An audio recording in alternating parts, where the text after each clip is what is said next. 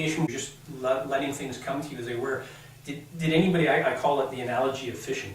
Did anybody get any bites from anything deeper?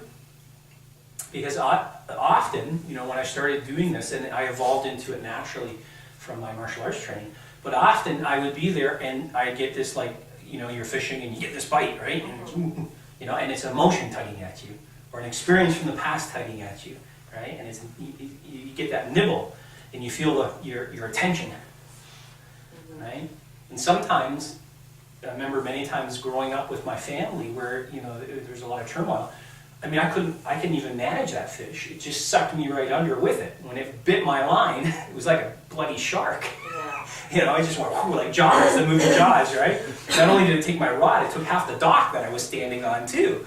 Right? And I'm like, I'm sinking again. And that's how powerful our fixations, our attachments to certain emotions can be, is we get sucked in right into them. We're so attached to them.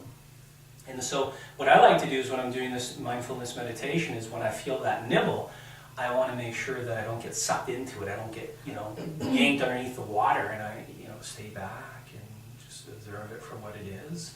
And once you have that, it's a lot easier to manage and to deal with a lot of situations because you don't find you get sucked into them so easily. When I was traveling through Vietnam, I did a motorcycle and traveled through the whole country. And I've rode a motorcycle since I've been a teenager. But this awareness, this mindfulness rather, helped me because we had a Vietnamese guide who was riding in front of us, and then I was right behind him. And there was a lady by the name of Leslie who was behind me and her fiance, and then my good friend Natal at the back. And in Vietnam, you don't usually go faster than 40 kilometers, 50 kilometers, because the roads are terrible and everything crosses them. Pigs, dogs, cats, horses, bigger trucks, other motorcycles, people. It's just, anyways, we have been riding for the last so many days, probably 12, 14 hours a day, and we just wanted to get to our next destination a few hours before we had to go to bed and start the next day so we could relax, maybe have a beer or, a glass of wine or something. So we kind of talked our guide into going faster. Not a lot faster, 20 kilometers, 30 kilometers, right? Well, it turned out we had to really ride close because everything would cross in between you like other vehicles, and if you didn't ride close, you'd get separated really easy. So we stayed fairly close, a lot closer than you would here. Go ahead.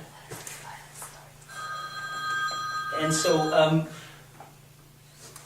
as we were riding and we're a little faster, the guide had his attention on the road. I could see this dog coming along the gully at the bottom of the road. Like there was this gully and there was the road and there's everything crossing the road, and so I'm aware of that, but I'm also aware of what's on the side of the road with my peripheral vision. And I'm seeing this happy-go-lucky dog, and he's just bouncing around. And I'm thinking, because I rode a motorcycle for so long, you think of scenarios that might get in the way of you living and dying, right?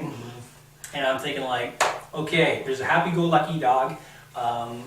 He has he's probably used to jumping out and doing things because people are riding a bit slower and, managing it, right? Or people would avoid him.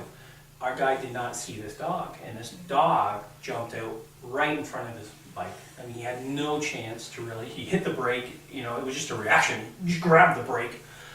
The bike, he hit the dog flew into the farmer's field, yelped, but he got up and ran away.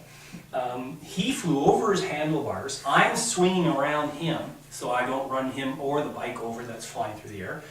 And I'm watching him hit as I go around him. And he has no helmet on. And he has a t-shirt on and a pair of jeans. And he's hitting the ground like a Raggedy Ann doll. Boom, boom, boom, boom, boom, boom. And as I'm swerving around him, I'm watching this. I'm thinking, this is not good. This is serious.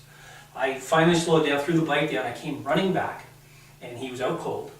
And I started looking around for any contusions, anything, broken bones that might be penetrated through the skin or blood or anything.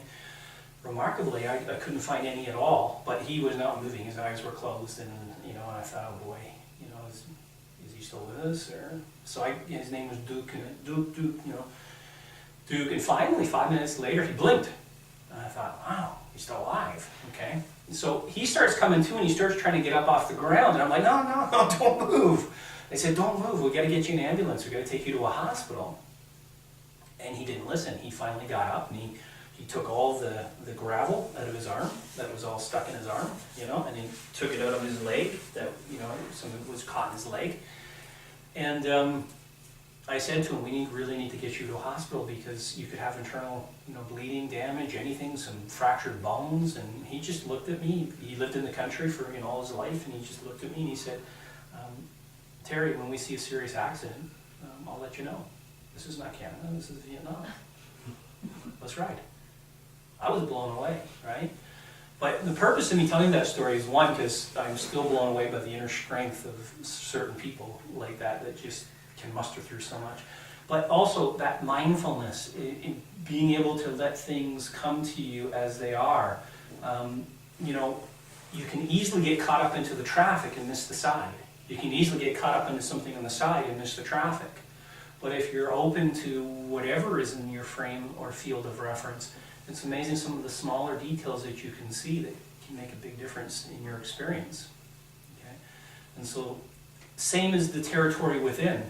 There can be a lot of things within your territory. You know, the example of the motorcycles was outside, but you could have a lot of different emotions or feelings or different things inside that are blocking you or creating you to act certain ways or perceive things different ways that you're just consciously not aware of because it's off to the side. You don't see it over here, and it just doesn't cross your foot. But it's, you know, it can affect you at any point in time. It can jump out in front, and it can affect your course of action. And that's the way I look at it on the inside as well. So as you become more aware of what's on the inside, then you start to see, you know, how certain things might be influencing your perception in life.